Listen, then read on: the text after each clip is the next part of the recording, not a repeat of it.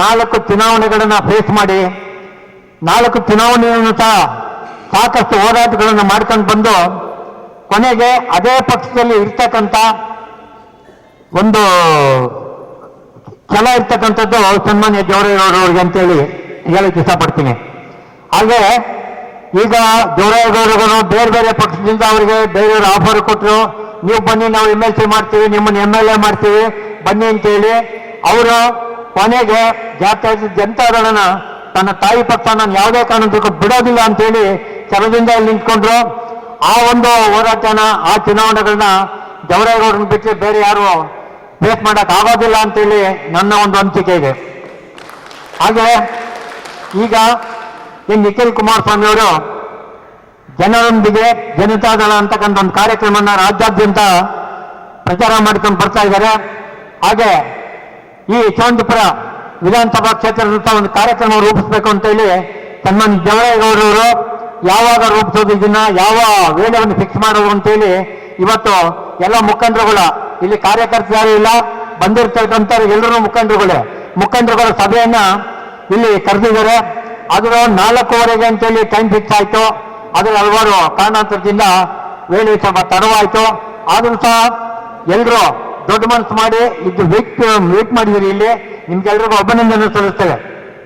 ಹಾಗೆ ನಾನು ದೇವರಾಜೇಗೌಡರಲ್ಲಿ ನಾನು ಇನ್ನೊಂದು ಮನವಿ ಮಾಡ್ತಾ ಇದ್ದೇನೆ. ನಾವು ಸುಮಾರು ಸಾರಿನೇ ಹೇಳಿದೆ ಅವರಿಗೆ, ಆ ಒಂದು ಚುನಾವಣೆಯಲ್ಲಿ ಏನಾಯ್ತು, ಒಂದು ಸಾರಿ ನಾವು ಪರಾಭವಗೊಂಡ್ವಿ ಅಂದರೆ ಕ್ಷೇತ್ರದ ಕಡೆ ಜಾಸ್ತಿ ಗಮನ ಹರಿಸಲ್ಲ, ಅದು ನಮಗೆ ನೋವಿದೆ.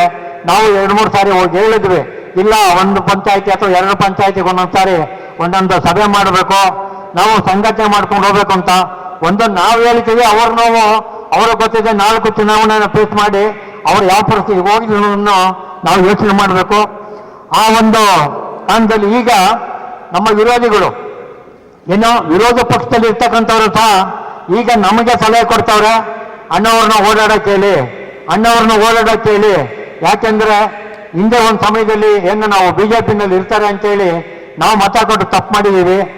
ನೆಕ್ಸ್ಟ್ ಅವ್ರನ್ನ ಈ ಜಾಗಗಳನ್ನ ಮಡಗೋದಿಲ್ಲ, ಅಣ್ಣವ್ರನ್ನ ಕೂತ್ಕೊಂಬೇಡ ಅಂತೇಳಿ ಪಂಚಾಯತಿ ಒಳಗೆ ಸ್ವಲ್ಪ ಅಲ್ಲಿ ಸಮಯ ಸಿಕ್ಕೊಂಡು ಓಡಾಡಕ್ಕೆ ಹೇಳಿ. ನೆಕ್ಸ್ಟ್ ವಿಧಾನಸಭೆಗೆ ಕಳಿಸೋದು ನಿಮ್ದೆಲ್ಲ, ನಾವು ಸಹ ನಿಮ್ಮ ಜೊತೆ ಸೇರಿ ಕಳಿಸ್ತೀವಿ ಅಂತೇಳಿ ನಮ್ಮ ವಿರೋಧಿಗಳು ಸಹ ನಮ್ಗೆ ಗೆಲ್ತಿದ್ದಾರೆ. ಅದು ಹೊತ್ತಿಂದ ಖುಷಿ ಆಗ್ತಾ ಇದೆ. ಅದು ಸಣ್ಣ ಪುಟ್ಟವರೆಲ್ಲ ಬೇರೆ ಕ್ಷೇತ್ರಗಳ ಶಾಸಕರುಗಳು ಸಹ ಹೇಳ್ತಾ ಇದ್ದಾರೆ, ಪಂಚಾಯತಿ ಅಧ್ಯಕ್ಷರುಗಳು ಸಹ ಹೇಳ್ತಿದ್ದಾರೆ, ನಾವು ಎಲ್ಲೇ ಇದ್ರು ಸಹ ನಿಮ್ಮ ಒಟ್ಟಿಗೆ ಸೇರಿ ದೇವರಾಜೇಗೌಡರನ್ನ ಕೆಲಸೋದಕ್ಕೆ ನಾವು ಪ್ರಯತ್ನ ಪಡ್ತೀವಿ ಅಂತೇಳಿ ಹೇಳ್ತಿದ್ದಾರೆ. ಹಾಗೆ ನಮ್ಮ ದೇವರಾಜೇಗೌಡರು ಸಹ ಒಂದು 2 ಪಂಚಾಯತಿಗಾದರೂ ಸಹ ಒಂದೊಂದು ಸಾರಿ ಒಂದೊಂದು ಸಭೆ ಮಾಡಿ ಸಂಘಟನೆ ಮಾಡಬೇಕು, ಪಕ್ಷದ ಪದಾಧಿಕಾರಿಗಳನ್ನ ಆಯ್ಕೆ ಮಾಡಿ ಇಂಥ ಕಾರ್ಯಕ್ರಮಗಳು ಬಂದಾಗ ಪಾಪ ಎಲ್ರಿಗೂ ಅಧ್ಯಕ್ಷ ಫೋನ್ ಮಾಡೋದಾಗ್ಲಿ ಅವ್ರು ಮಾಡೋದಾಗ್ಲಿ ಅಲ್ಲ. ಈ ಥರ ಕಾರ್ಯಕ್ರಮ ಅಂದ ತಕ್ಷಣ ಆವಾಗ ಬೂತ್ ಮಟ್ಟದಲ್ಲಿ ಸುಮಾರು ಜನಗಳನ್ನ ಸೇರಿಸ್ಕೊಂಡು ಬಂದು ಕಾರ್ಯಕ್ರಮ ರೂಪಿಸೋದಕ್ಕೆ ಪ್ರಯತ್ನ ಪಡಬೇಕು. ಅದನ್ನ ಸನ್ಮಾನ್ಯ ದೇವರಾಜೇಗೌಡರು ಇನ್ನು ಮುಂದೆ ಮಾಡ್ತಾರೆ ಅಂತಕ್ಕಂಥ ನಂಬಿಕೆನೂ ಸಹ ನಮ್ಗಿದೆ. ಇನ್ನು ಮಾಡಿ ಸಂಘಟನೆ ಮಾಡಬೇಕು. ಜೊತೆಗೆ ಇವಾಗ ಯಾವ ನಿಖಿಲ್ ಕುಮಾರಸ್ವಾಮಿ ಅವರು ಬರ್ತಕ್ಕಂಥ ಕಾರ್ಯಕ್ರಮನ ನಮ್ಮ ಯಶವಂತಪುರ ಕಾನ್ಸ್ಟಿಟ್ಯೂನ್ಸಿ ತುಂಬಾ ದೊಡ್ಡದು. ಈ ಕಡೆ ತಾವರೆಕೆರೆಯಿಂದ ಹೋದ್ರೆ ಕಾಗ್ಲೇಪುರ ಸೋಮನಹಳ್ಳಿವರೆಗೂ ಹೋಗ್ಬೇಕು. ಎಲ್ಲಿ ಒಂದು ಕಡೆ ನಾವು ಪಕ್ಷದ ಕಾರ್ಯಕ್ರಮ ಮಾಡೋದಕ್ಕೆ ತುಂಬಾ ಸಿಕ್ಕಾಪಟ್ಟೆ ಪ್ರಾಬ್ಲಮ್ ಆಗುತ್ತದೆ. ಒಳಗಡೆ ಆಗೋದಿಲ್ಲ ಅಥವಾ ಹೊರಗಡೆ ಮಾಡೋದಕ್ಕೂ ಅಷ್ಟೇ ಇದು ತೊಂದರೆ ಇದೆ. ದಯವಿಟ್ಟು ಇದನ್ನೇನಾದ್ರು ತೀರ್ಮಾನ ಮಾಡಿ 2 ಕಡೆ ಕಾರ್ಯಕ್ರಮ ಮಾಡಿದ್ರೆ ಅನುಕೂಲ ಆಗುತ್ತೆ ಅಂತ ಹೇಳಿ ನನ್ನ ಅನಿಸಿಕೆ. ಅದನ್ನ ಆ ಜನತಾದಳದ ಅಧ್ಯಕ್ಷರಂತ ದೇವರಾಜೇಗೌಡರ ಮುಂದೆ ನಾವು ವಿನಂತಿದ್ದೇನೆ. ಇದು ಎಲ್ಲರೂ ಸೇರಿ ಮಾತುಕತೆ ಆಡಿ ಒಟ್ಟಿಗೆ ಒಂದು ತೀರ್ಮಾನ ತಗೊಂಡು 2 ಕಡೆ ರೂಪಿಸಿದ್ರೆ ಒಳ್ಳೆಯದು ಅಂತ ಹೇಳಿ ನನ್ನ ಒಂದು ಅನಿಸಿಕೆ ಇದೆ. ದಯವಿಟ್ಟು ಇದುವರೆಗೂ ಇಲ್ಲಿ ಮಾತಾಡೋದಕ್ಕೆ ನನಗೆ ಅವಕಾಶ ಕೊಟ್ಟಂತೆ ಎಲ್ರಿಗೂ ವಂದಿಸಿ ನನಗೆ 2 ಮಾತು ಮುಗಿಸ್ತಾ ಇದ್ದೀನಿ.